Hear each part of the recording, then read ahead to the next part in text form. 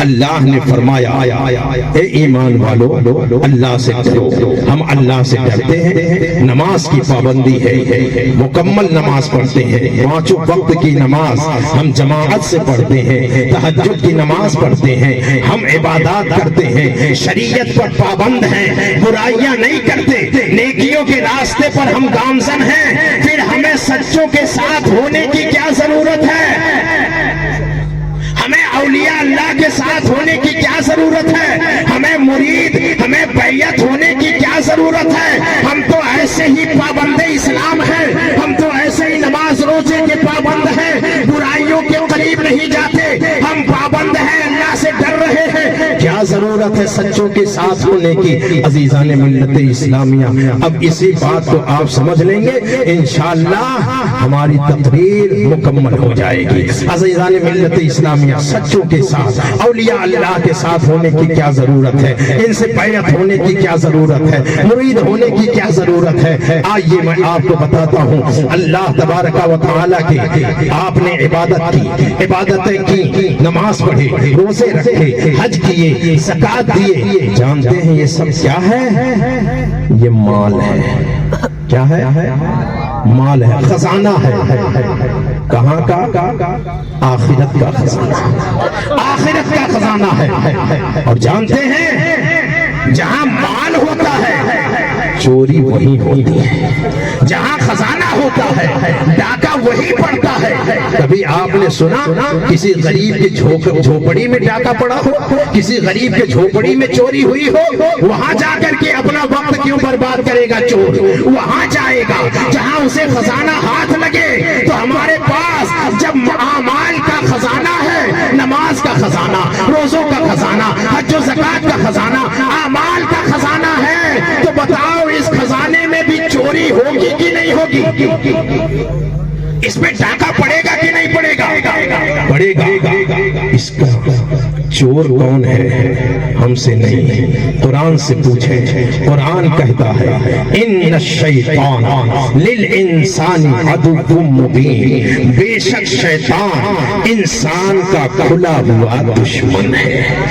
شیطان انسان کا کھلا ہوا دشمن ہے. ہم سے کیوں دشمنی کیا بھائی؟ کیا ہم نے اس کے جائیداد پر قبضہ کیا؟ کیا ہم نے اس کی زمین ہڑپی ہے؟ ہم نے رشتہ داری نہیں کی؟ کیوں ہم سے دشمنی کیا؟ عزیزو آئیے دیکھیے, نماز پڑھ لینا کمال نہیں ہے, پڑھی ہوئی نمازوں کا بچا لینا کمال ہے. روزے رکھ لینا کمال نہیں ہے, پڑھے ہوئے روزوں کو بچا لینا کمال ہے. حج کر کے کمال نہیں ہے حج کرنا, کمال یہ ہے کہ کیے ہوئے حج کو بچا لیا جائے. اعمال صالحہ کرنا کمال نہیں, کمال تو یہ ہے کہ اعمال صالحہ جو کیے ہیں اسے بچا لیا جائے. بچا لیا جائے. کیا شیطان چھوٹا موٹا نمازی تھا؟ بولے چھوٹا موٹا نمازی تھا؟ اتنا بڑا نمازی, اتنا بڑا نمازی کہ میرے آقا فرماتے ہیں اگر اس کے سجدوں کو زمین پر پھیلایا جائے تو زمین پر رائی ڈالنے کی جگہ نہیں ملے گی جہاں اس کے سجدے نہ ہو. اتنا بڑا عبادت گزار, اتنا بڑا ساجد, اتنا بڑا نمازی کہ نمازیں پڑھتے پڑھتے اتنے عروج کو پہنچا, جنت میں فرشتوں کا استاذ بن گیا. توجہ کیجئے گا, جنت میں فرشتوں کا استاذ بن گیا. اب بتاؤ ہم لوگ تو آپ کے بچوں کے استاذ ہیں, وہ نوری مخلوق کا استاذ بن گیا, فرشتوں کا استاذ بن گیا, جنت میں پڑھاتا تھا, تو پھر وہ شیطان کیوں بن گیا؟ اس کی نمازیں اس کے کام نہ آئی, اس کے سجدے اس کے کام نہ آئے, اس کی عبادتیں اس کے کام نہ آئے. تعظیم نبی سے انکار کیا, اور جیسے ہی تعظیم نبی سے انکار کیا, نبی کے سامنے تعظیمت جھکنے سے گریز کیا. رب نے ارشاد فرمایا فخرج, گیٹ آؤٹ منہا فإنک رجیم, نکل جا میرے دربار سے, تو مردود ہے. لعنت کا طوق ڈال دیا. اب بتائیے کسی کی کرسی چھین لی جائے خوش رہے گا؟ بڑی زور سے ٹن ٹنایا شیطان, بڑی زور سے ٹن ٹنایا. اور ٹنٹنایا تو کیا کہتا ہے؟ قرآن کی زبان میں سنے کہتا ہے اے اللہ میری یہ جو کرسی چھینی گئی ہے آدم کی وجہ سے، آدم کی وجہ سے، فَبِعِزَّتِكَ لَأُغْوِيَنَّهُمْ أَجْمَعِينَ، اے اللہ تیرے عزت کی قسم آدم سے تو بدلہ نہیں لے سکتا مگر اولاد آدم کو بہکا بہکا کے جہنم میں لے جاؤں گا، آدم کی اولادوں کو چھوڑوں گا نہیں، بہکا بہکا کے جہنم میں لے جاؤں گا۔ قسم کھایا، قسم کھایا، قسم کھایا تو اپنے قسم پر قائم ہے کہ نہیں؟ قائم ہے، بہکاتا ہے۔ ولیوں کی بارگاہ میں نہ جاؤ شرک ہو جائے گا، مزاروں پر جاؤ گے شرک ہو جائے گا، چادر چڑھاؤ گے شرک ہو جائے گا۔ وہ بہکا رہا کہ نہیں بہکا رہا ہے؟ وہ قسم کھا کے آیا بہکا رہا ہے، مگر سنو قرآن کی زبان میں رب فرماتا ہے تو سب کو بہکائے گا، سب کو بہکائے گا۔ تو کیا کہا؟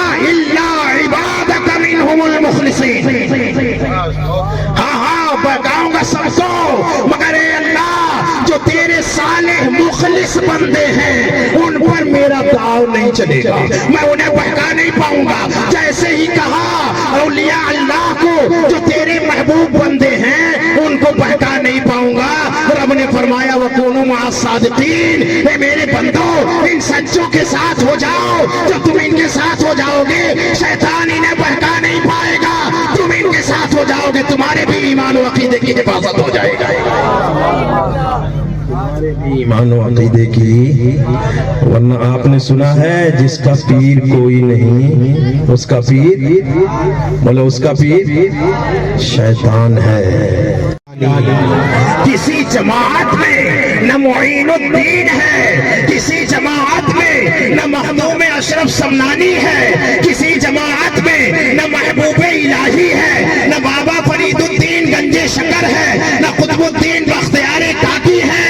اگر اولیاء اللہ ہے تو اہل سنت جماعت میں ہے، یہی ہمارے حقانیت کی دلیل ہے،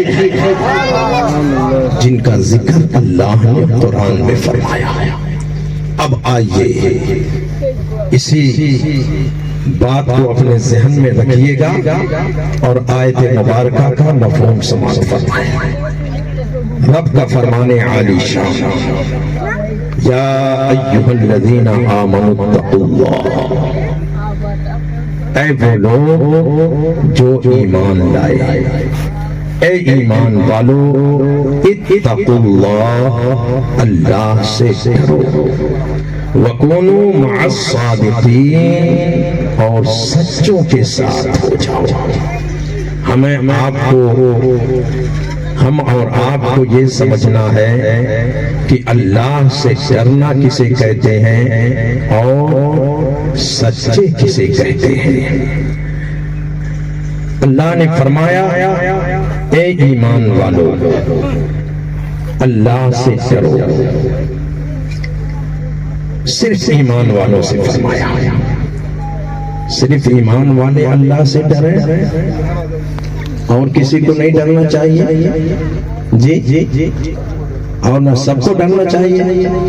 یہاں تو اللہ صرف ایمان والوں سے فرماتا ہے کہ ایمان والو اللہ سے ڈرو۔ کیوں ایمان والوں سے فرمایا؟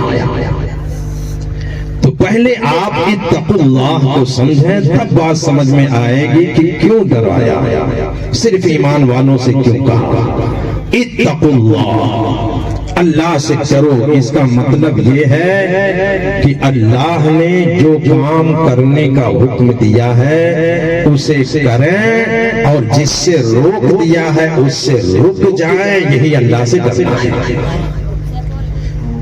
نماز پڑھنے کا حکم دیا، نماز پڑھیں، روزے کا حکم دیا، روزے رکھیں، زکوٰۃ کا حکم دیا، زکوٰۃ ادا کریں، حج کرنے کا حکم دیا تو حج کریں۔ یہ کریں گے تو وہی اللہ سے ڈرنا ہے۔ سمجھ گئے اب آپ سمجھ جائیں گے کہ اللہ نے ایمان والوں ہی سے کیوں کہا کہ اللہ سے ڈرو۔ اس کی وجہ یہ ہے کہ ایمان والو تم نماز پڑھو گے، نماز پڑھنا عبادت ہے، روزے عبادت ہیں، حج و زکوٰۃ عبادت ہیں۔ میں نے تم سے کہا ڈرو، عبادت صرف ایمان والوں کی قبول کرتا ہوں، بے ایمانوں کی نہیں کرتا، بے ایمانوں کی نہیں کرتا، اس لیے تم کرو وَكُونُوا مَعَ الصَّادِقِينَ، اور سچوں کے ساتھ ہو جاؤ، سچوں کے ساتھ ہو جاؤ۔ یہ سچے کون ہیں؟ پہلے آپ اس بات کو سمجھیں، پھر اس کے بعد میں آپ کو بتاؤں گا کہ کیوں سچوں کے ساتھ ہونا ہے۔ سچے ہیں کون؟